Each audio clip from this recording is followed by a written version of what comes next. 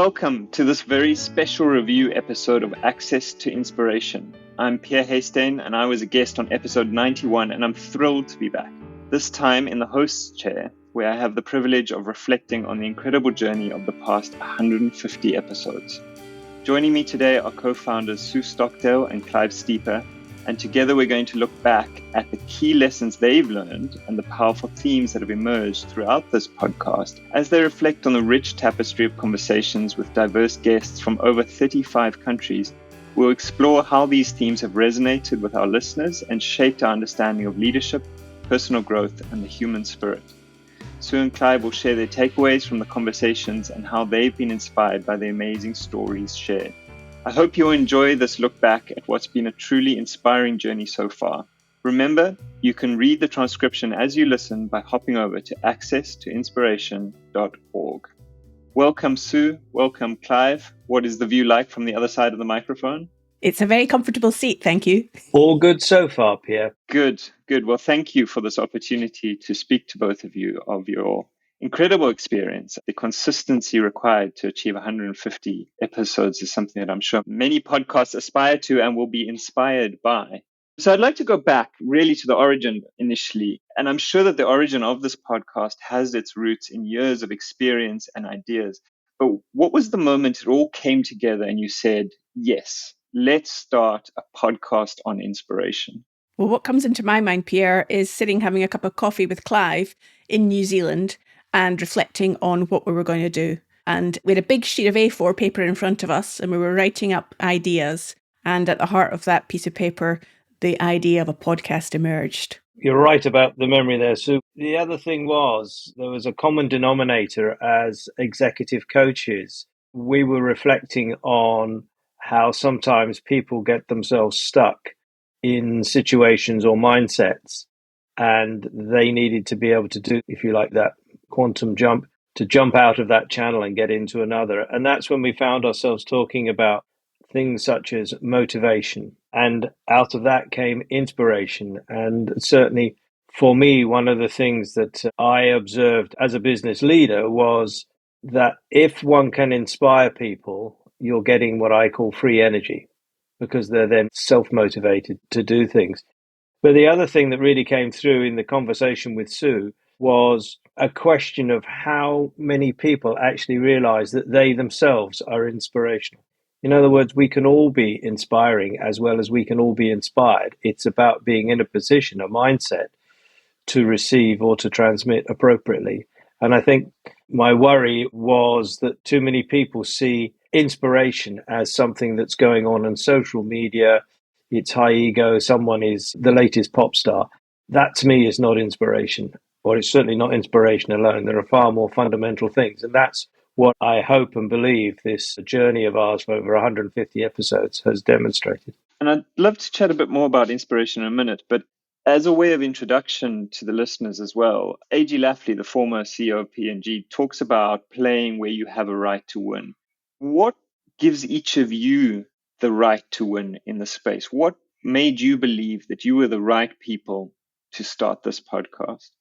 A fantastic question. And I'm not sure that I would say I have the right to win, but I think for me, I have the right to compete. Sometimes winning is viewed as being, the extreme conclusion.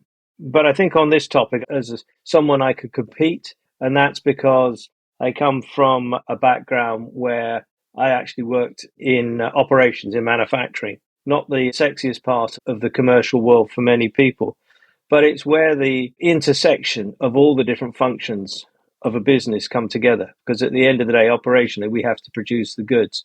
So our role was to work with all of those different people and different functions. And in order to make that work, sometimes we had to persuade people to do things they didn't want to do. And out of that came an ability of being inspiring.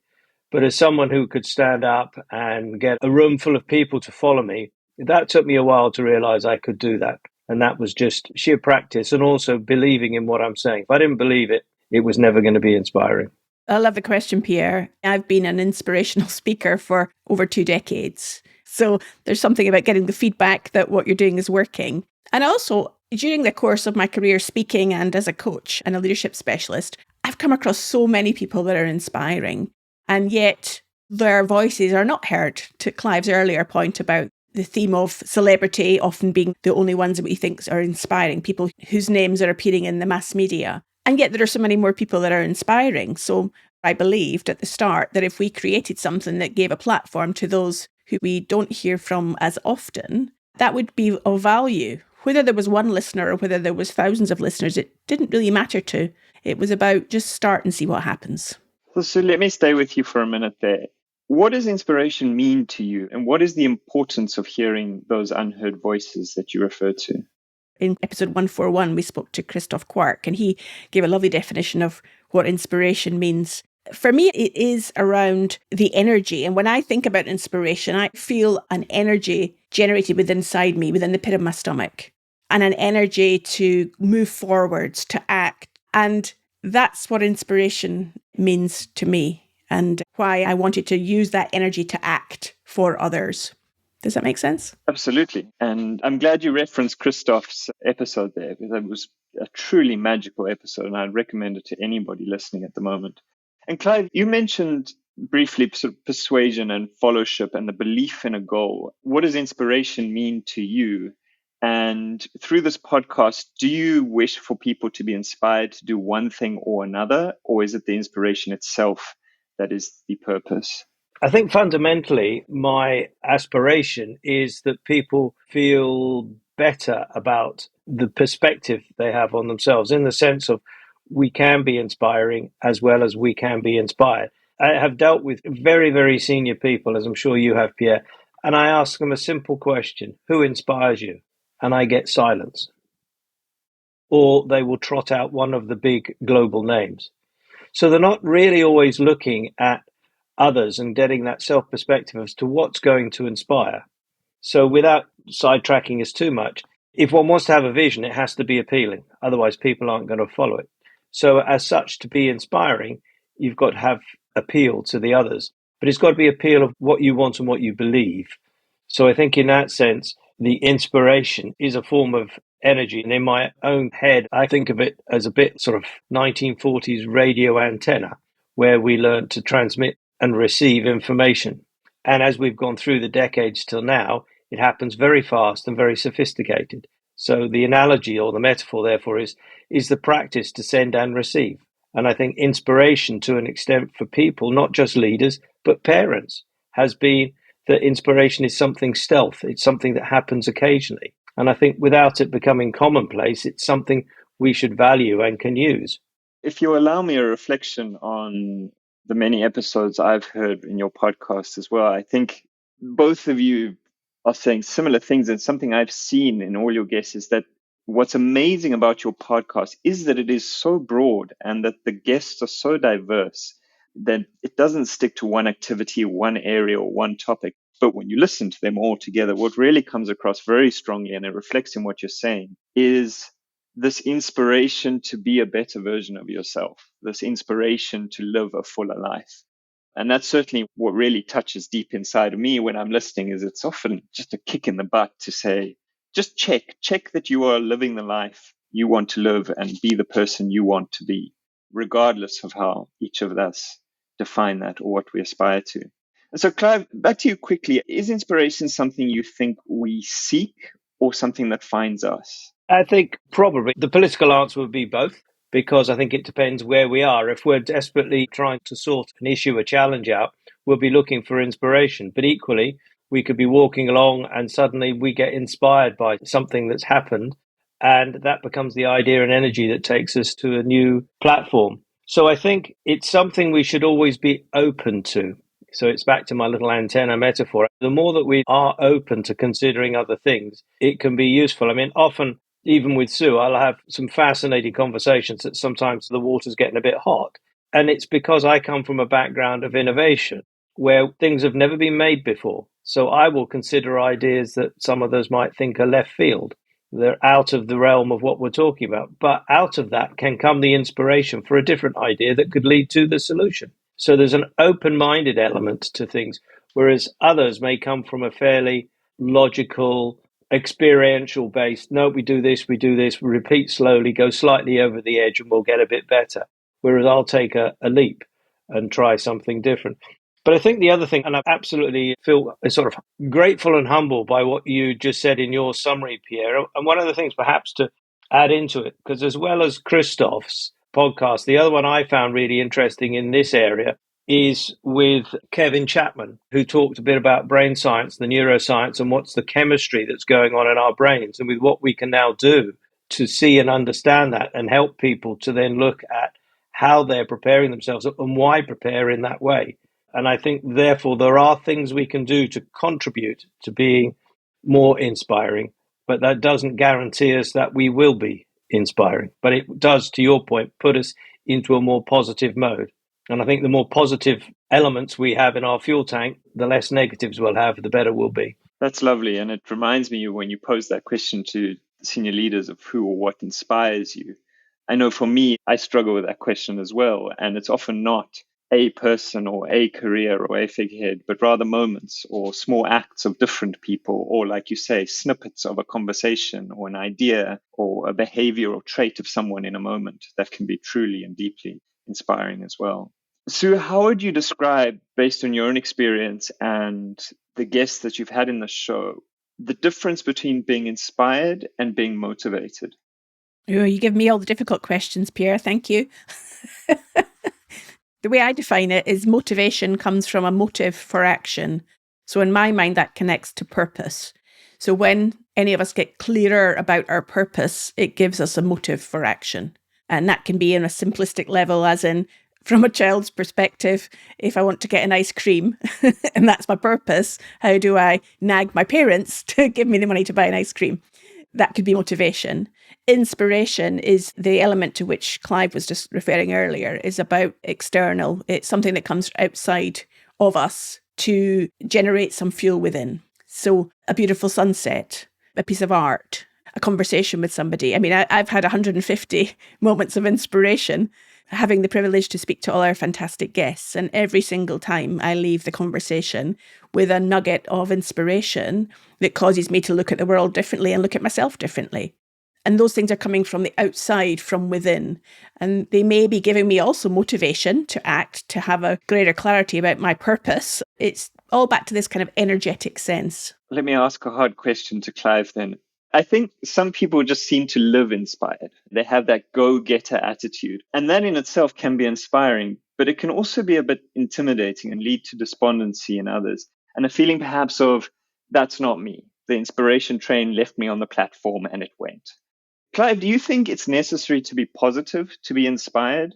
Or what would you say to someone who is struggling to access inspiration? Inspiration is not all about being positive. Inspiration is about that enthusiasm. It's that energy. It's a way forward. It's a solution. It can be a crack of light that just shows you, okay, that's the direction to go. So I think you're right to ask us to explore inspiration in that broader context. If we think of executive coaching and young coaches are starting out, they often want to hear that aha moment from the person that they're coaching. And they're almost scoring themselves on their coaching sessions on the, have I got an aha moment? And sometimes it isn't an aha moment, but the person, the coachee, will have gone, I might just think about that a bit later on. So we don't necessarily know it.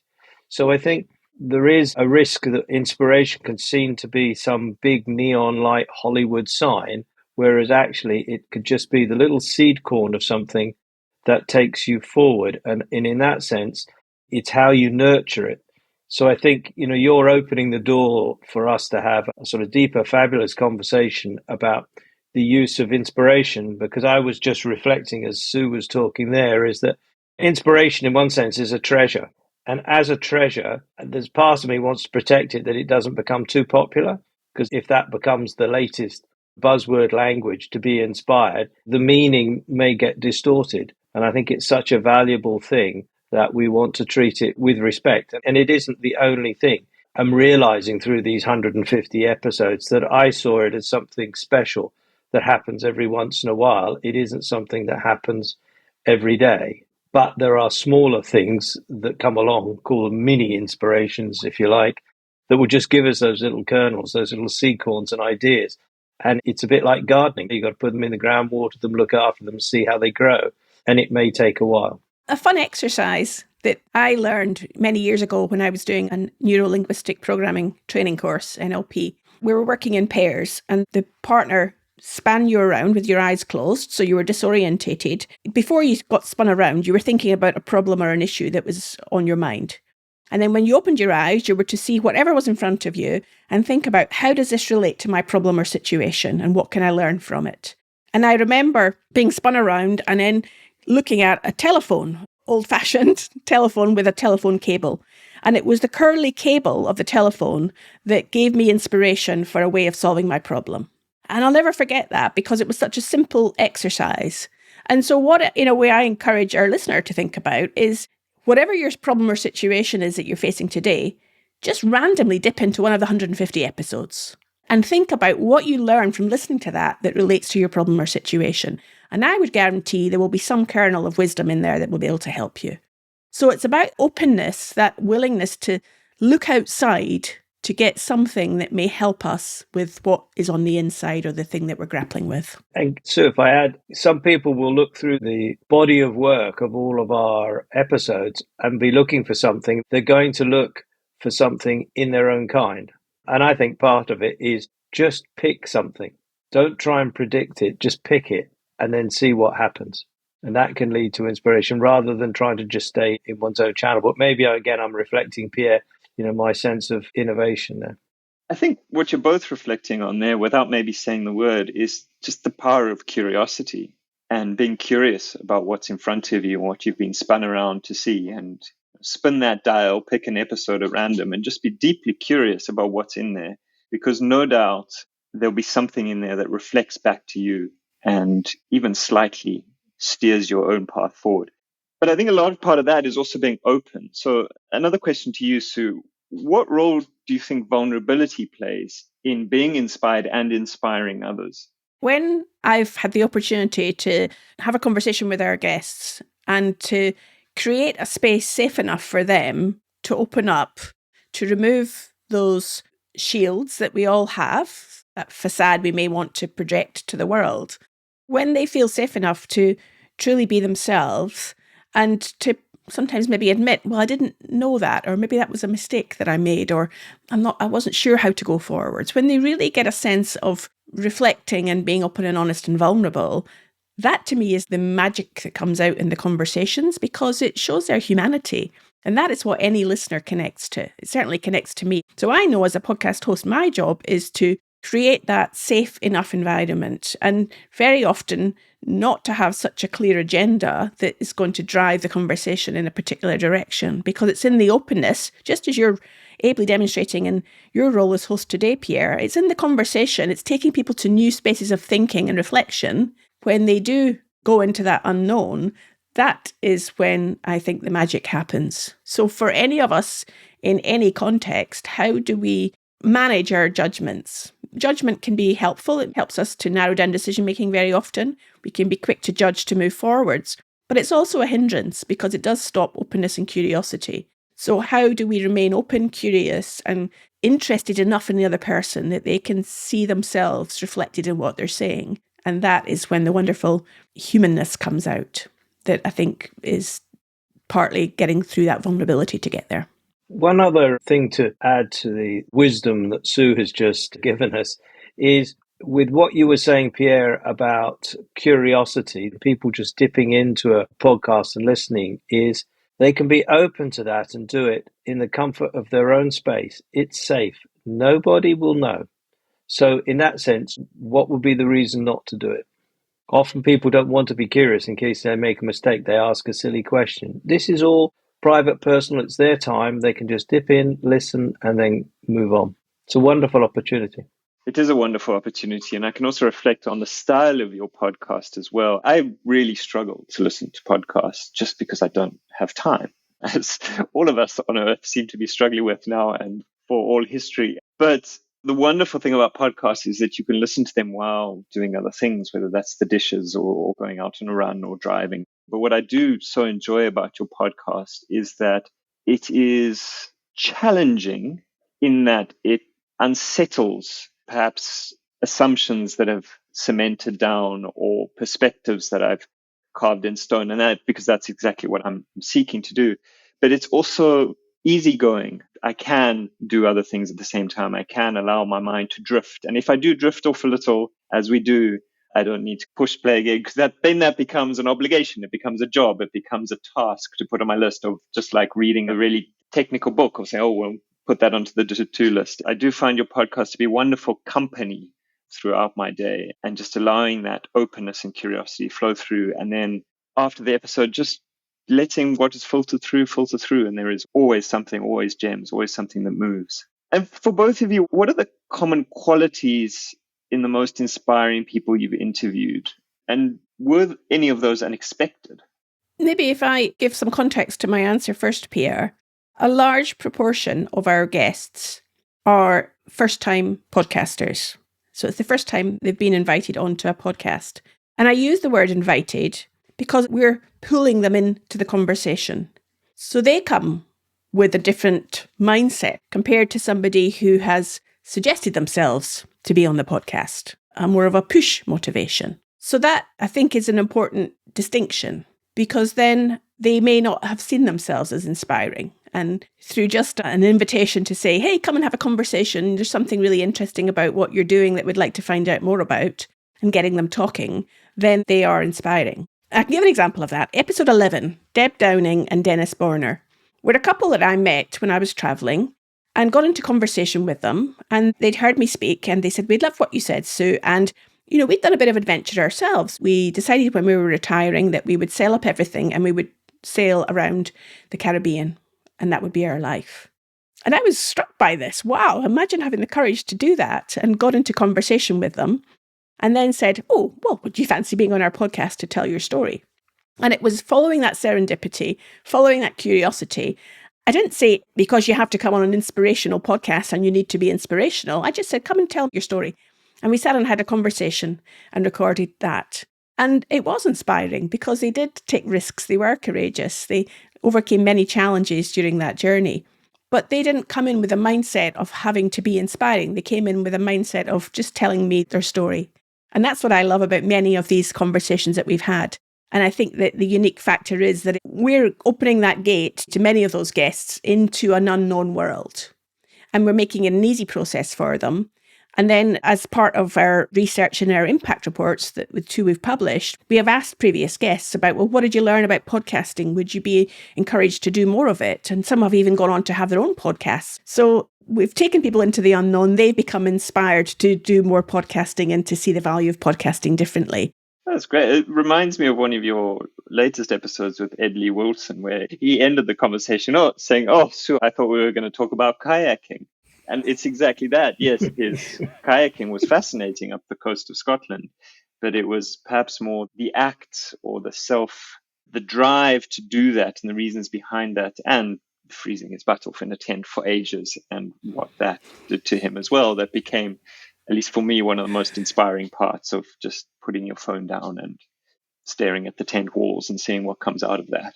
Clive, I don't know if you had anything to add to that. Well, I was just distilling what both were saying there, and I wonder if one of the aspects of our podcast has been the focus is on inspiration, but maybe we're being catalytic in the sense of giving some exposure to areas which might be inspiring through people who have done extraordinary things. I think if one sets out to be inspiring, it might become frustrating. But I think if one sets out to do something that one passionately believes in, it has deep meaning, then what I've observed through these 150 episodes is that that's the sort of first phase for people. They get to that stage. There's probably a pre-stage, which is a situation that's created that to happen. And then they get into an area where they demonstrate to themselves, as much as to others, a resilience, a tenacity to pursue their endeavor. And after that, they then get into the phase where it has its own sort of momentum then, and they have to manage something that's growing. And so there's this sort of almost like mini life journey through that inspirational aspect. And in all of those 3 steps, they're finding a depth that they didn't realize that they had. Clive, I think you particularly liked episode 136 with Mark Fletcher as an example of that. Yeah, I really did like that one because to me it connected through to Navi Raju's podcast. I think it was number 24. And he's talking around the head, the heart, the footprint type analogy, but then he used the term soul print. And I just thought that was, for me, very powerful. And what I saw with Mark Fletcher is a young man who lost his mother early. And during the period, the final months of his mother's life, he was doing sim racing on the computer, so racing cars on computers. And what he would do is he was quite competitive. He was good. So he was racing, and his mum and dad would be in another room watching him race. And his mum absolutely loved it. So in grieving and coming out of his mother's passing, he created an esports team. Altitude 3M is the name of the team. And he has now brought into that team a number of young people who are forming that organization that creates the team's success, from communications to coaching other drivers.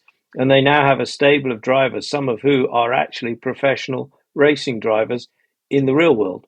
So he has now created this successful team out of that grief. And I think that it's turning those things into the positive. It was just such a lovely story. And as I say, reflected what Navi had been saying in episode 24. I loved what you said as well about the consequence of projects that sometimes come from not focusing on the objectives. So when you were talking about maybe it's about being a catalyst and not trying to make everything inspirational, because an earlier part of this conversation, I can't remember which, the image of a nuclear reactor came into my mind. And I thought that this is what you're doing. I mean, in a nuclear reactor, you can't control all these things whizzing around, and the objective is that they hit each other and create energy, but you can't control which one hits another one. And they barely ever hit each other. That's the whole science behind a nuclear reactor, and you have to put the graphite thingy in the middle. I mean, I'm no nuclear scientist, as you can tell, but the point here is that it's all this whizzing around of potential. And the best you can do is create the environment for that, because you really never know what's going to hit home for someone. Yes, you have interviewed people who've done extraordinary things, but you've also interviewed a lot of people who've done relatively ordinary things in extraordinary circumstances or with extraordinary challenges in their way. And I'll give you an example. Just the two of you inspire me just through your consistency and your ability to show up on Monday morning and do this. Because podcasting is extremely difficult. It's not the greatest business model in the world. It's often not clear what impact you are having or how many listeners you have or how you're impacting their lives. And it's difficult to stay motivated over a long period of time. It would be for me, rather. That, again, I don't mean to reflect this on you, but it's the little nuclear reaction that happened in me looking at you going, I often need that instant gratification. I need that. Well, if this is not a unicorn business model within 6 months, just like the 3 people we see on social media who've done that, then I'm failing. And the two of you inspire me to make me remember, no, actually just showing up on Monday morning and keep creating that environment is what's needed, and things will come of that. And I find that extremely inspiring, where other people might look at that and say, oh, well, that is an ordinary act, but it's an ordinary act that certainly inspired me. And that's the richness, I think, in the breadth and the extent of the episodes you have. Do you have any other stories of how either your listeners or your speakers have been moved or impacted or changed by your work? I can give a lovely example. What comes to my mind is a conversation I had with somebody who's been in your seat before, Pierre, who's been a guest host. Evelyn Vondenhoevel interviewed me for one of the episodes on the podcast. And Evelyn talked about how an early episode, number 9, that we did with John David Bartow, who's an astronaut. And he talked about using curiosity when he was young, sitting at the kitchen table with his family, and he'd be asking lots of questions. And his father would always say, well, let's get the encyclopedia out to work out the answer. And it was how he used his curiosity to get answers. Well, Evelyn listened to this episode and she realised that she was perhaps not doing that for her daughter in quite the same way. And so from then on, when her daughter asked her a question, she would stop and say, well, I don't know, let's go and look up the answer. And so it gave her a new way of following the curiosity of her daughter to go on a journey of learning. So that's a very simple, small thing. But nevertheless, I think that's important. That's paying it forward to the next generation. And another episode, I think also that was very inspiring. It didn't change the people's outcome, but again, just showed how unexpected things can come out of conversations, is that we interviewed Errol Nidegger over Ida, and Gerard Dahl in episode 121. Now, Harold runs a Norwegian farm, and Gerard was one of his employees. And we had them on the conversation talking about embracing change and tradition in Norwegian farming. Harold said that this very small sustainable farm that he runs is not enough to give him a full-time income. So he has to supplement that income by doing a part-time job. And he works in a local prison, teaching the inmates bakery and confectionery. And so they then learn a skill that they can then use when they're released from prison to contribute more fully to society, because they can make their family bread and cakes, or they could work in a shop or on a ship and so on. So he feels he's giving back by sharing those skills. Every year also, they have an event, and this is a low category of prison that he's working at. Every year he runs an event, a Christmas meal at his farm for the prisoners. So 80 or so prisoners, along with the prison officers, come to his farm to have this Christmas event. And he said it gives them a sense of meaning, because everybody has a Christmas meal that they can talk about. And when they're in prison, they don't have that sense of connectedness to society. So they come along and have the Christmas meal. And he said it's quite ironic that when some prisoners sadly reoffend and land up back in prison again, almost the first question that they ask is, will we be having Christmas meal this year? Can we come to the farm? They see this as part of something to look forward to. Now, hearing those stories, again, it just makes one realise about that connectedness to simple things, small things. It can be inspiring and meaningful to give somebody a sense of worth and value. Wow, those are great stories. And I think just once again reinforces this reflection for me that's coming out of this conversation around how inspiration is not these grand acts. They can be as well, of course, but a lot of inspiration comes just from the little things and is in the tapestry of our lives all around us if we take the time and have the curiosity to see them. May I ask you a question back, Pierre? We had you as a guest, as you've mentioned at the start, and here you're sitting in the seat of host today. What hadn't happened when we interviewed you then, but has happened since, I think is also a great example of inspiration. You were being interviewed about taking a journey down the Atuel River. You explored it from its source down to the area in Argentina where you live. And that film that you then created, the story that you told, then was a catalyst for a bit of a bigger idea that then ended up being projected on a reservoir wall. Talk to us a little bit about what actually happened then from that small idea and how it inspired you to something bigger. Well, I think that's a wonderful example of what we've been speaking about, because so what actually happened is that the biggest, if you will, event that came out of that entire project was projecting our documentary on a dam wall in Argentina where water is seriously threatened. And until somebody proves me wrong, it's the world's largest projection of a film ever. The screen was 88 meters wide. It was enormous. It was the size of a football pitch, the screen. Now, I say until someone proves me wrong because we never got it officially judged by Guinness, because many people don't know this. That is extremely expensive. As a kid, I always wanted to break a Guinness World Record because I thought you break the record and they magically float down in a helicopter and hand you the certificate. But it's a lot more difficult than that. So that's what actually happened. And that may be the inspiring story, that we achieved that. We broke that world record. We did it all within 6 weeks, managed to raise a lot of capital for that because it was very expensive to get those projections. And we're very proud of ourselves for that achievement. And that could be an inspiring story for others, perhaps. But what's interesting about your question is that that's not where it started. That was not the inspiring moment. The inspiring moment for me, and you make me reflect on this, was when we were paddling down the river initially to film. The whole process took about 3 or 4 years, I think, including the projection, the documentary, a video game we got out of that, the journey down 500 kilometers of river. But the critical moment for me in that whole journey was watching what nature did or how it responded to the sun. So we spent 43 days paddling down a river, and we were filming. That was our main work, if you will. And we could not work at night. We could not work when it got dark.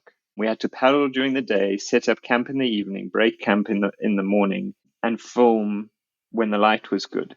And so for the first time in my life, my work hours were defined by the sun. And I don't think I'm alone in this, in an age where many of us work in the information services in one way or another. And you can work anytime you want, essentially. And for me, learning how to work in an ebb and flow manner, in a focus your work now and then rest, just like nature does. Go out and harvest and then rest. Go out and harvest and then rest. And that behavioral pattern that I noticed in my surroundings changed how I worked, changed how I view my work day and my career. That was my inspiring moment to change my behavior. And it was that eventually led me to organize this event and break a world record with such haphazard nonchalance that it just somehow happened. That was the inspiring moment, watching the bugs and the otters and the reeds respond to the sun. What a wonderful example, Pierre. Magical moments. And reminds me of Jonathan Cook in episode 26. And I think also Maritza Lopez in episode 131. They're both dealing with nature. Jonathan is doing regenerative farming, whereas Maritza is what I call retraining the forest folk. They're learning about soap nuts and how they can restore a lot of the wildlife in their area.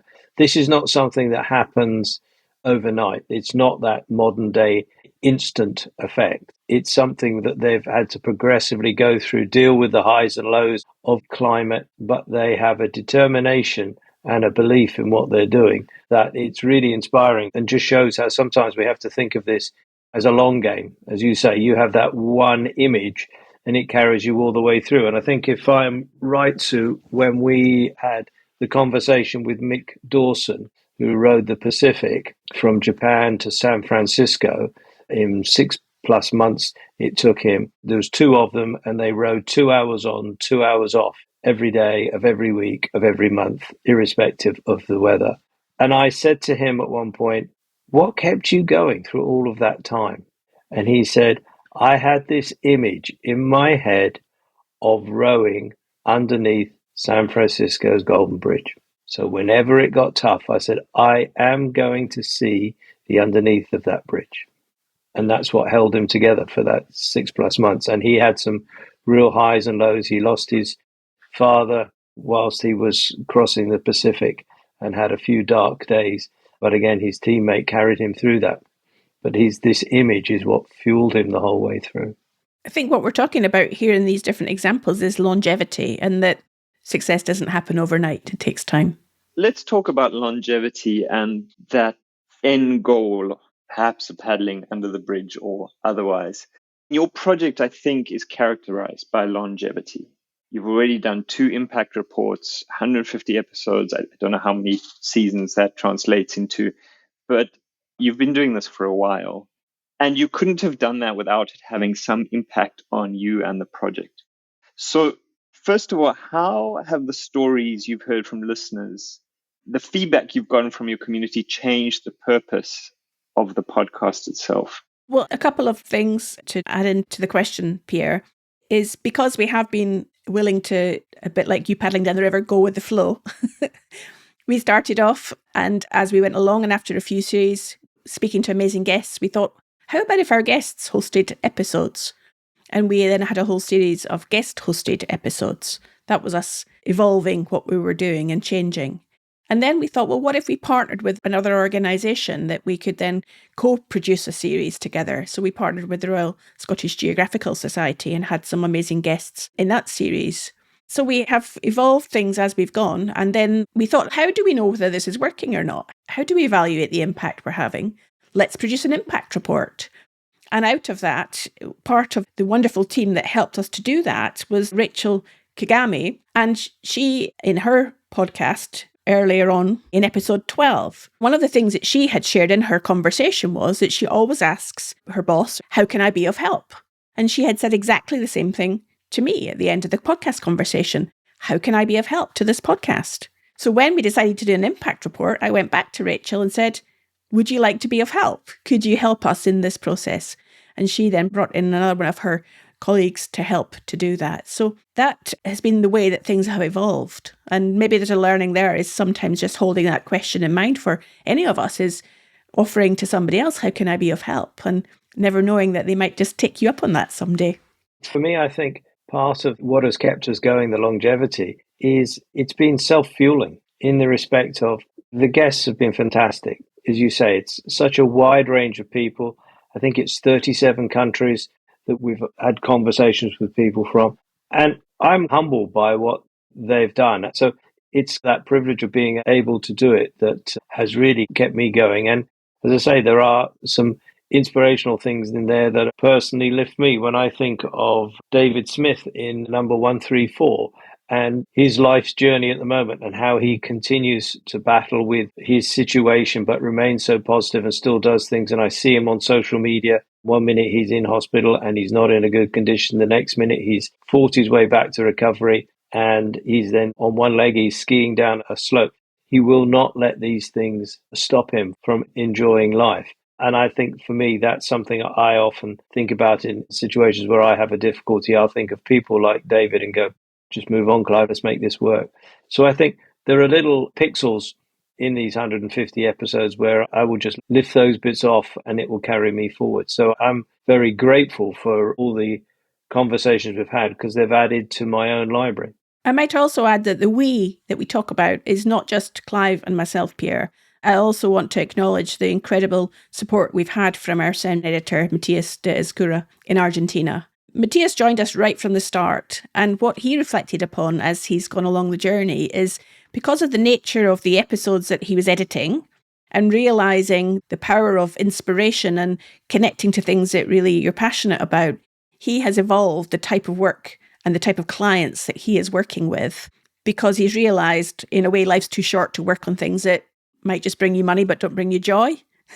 And so he's been a really stalwart member of the team all the way along and has introduced new ideas to our thinking, brought us our new intro and outro music. I've mentioned Rachel Kagami and Salome Gathoni, who produced that first impact report, and then Tanatswa Gwande, who produced the second impact report for us. All of these people have been really an important part of this journey and need to be called out. I would like to add one more who we've never mentioned, I don't think ever.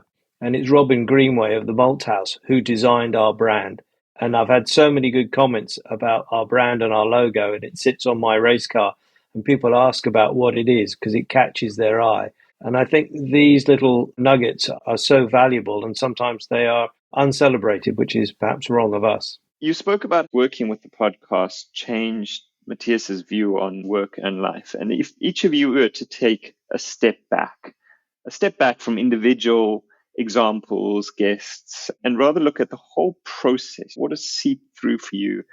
How have each of you changed or been impacted by sitting in the host and founder's seats now across these 150 episodes? I had the pleasure of interviewing Robert Thirsk, who's a Canadian astronaut. And he, along with J.D. Bartow, another astronaut, both in their descriptions and their words, took me to outer space. And I could then sort of see the world in a different perspective. So a little like yourself, Pierre, when you were going down the river and you were seeing things through the sunlight and the ebb and flow of the day, you get to see things from that bigger perspective. And you suddenly look at some of the minutiae we deal with and you think, why? But the other thing that came out of that was that sometimes the things that look big and expensive and we don't think are worthwhile are just part of a longer game. And one of the things that Robert Thirsk worked on was the robot arm that worked on the shuttle.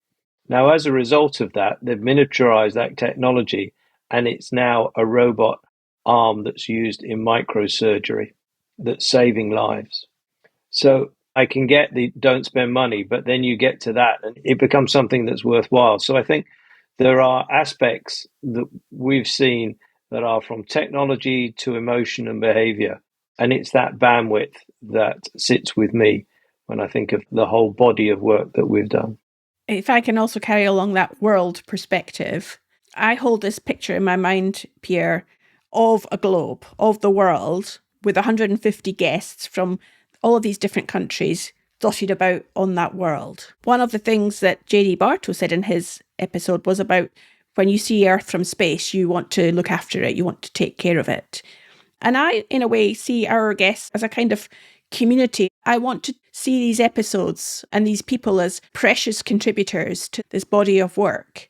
And so my question leaves me in my mind as, if we've created something that's so precious and valuable, where else can it be useful? And that's where it takes me into the thinking for what's next. And the reason that we've decided to take a pause after 150 episodes and look back and reflect and say, okay, now we have this body of work, this body of valuable conversation about inspiration.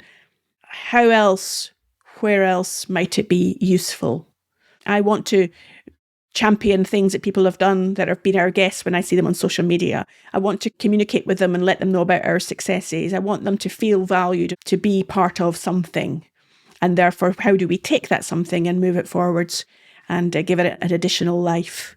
That's where longevity would be really important for me, that this has more than just a life of 150 episodes. Indeed, it is a body of work, but more than that, it's a body of human experience.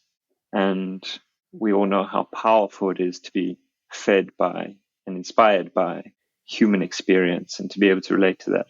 I think that's a wonderful world image. So what next? Looking ahead, what possibilities are you most excited to explore going forward? And that may be another 150 episodes. It may be an entirely different kind of evolution of this body of human experience. What are you both excited about? What drives you to keep moving it forward? It is a question I'm wrestling to find the clear answer. I think, as we've heard today, Sue does an outstanding job as podcast host, and people enjoy those podcasts.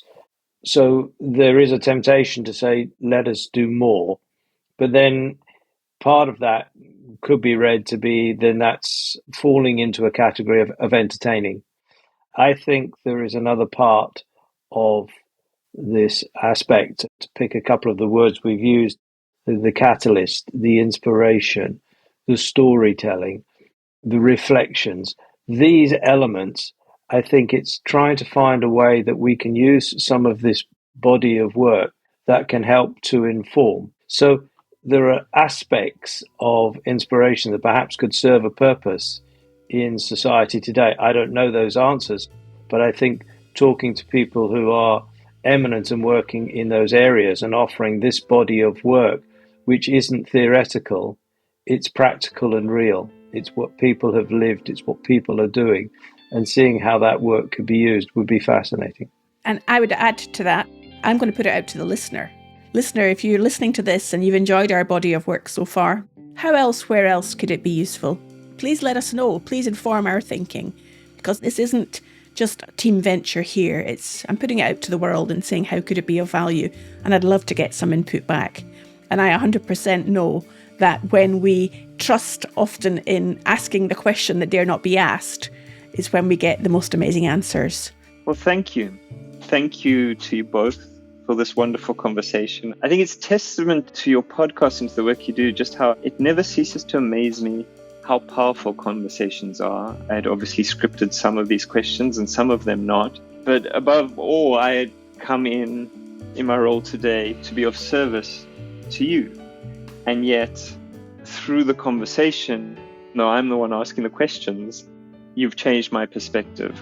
I've had slight mindset shifts, and I feel that you have been of way more service to me today than I have to you. And I think that is testament to your podcast and this body of work, this body of experience that you have both not just created but sustained. And that is often the underestimated inspiration of keeping things going. And I look forward to seeing where it's going and to your prompt and invitation. Sue, let me know how I can help. Thanks, Pierre. Well, thank you, Pierre, for hosting such a wonderful conversation today. I've really enjoyed it. And it's great to reflect on something and be asked questions about it to really explore the depth of my thinking and reflection on this. Thank you.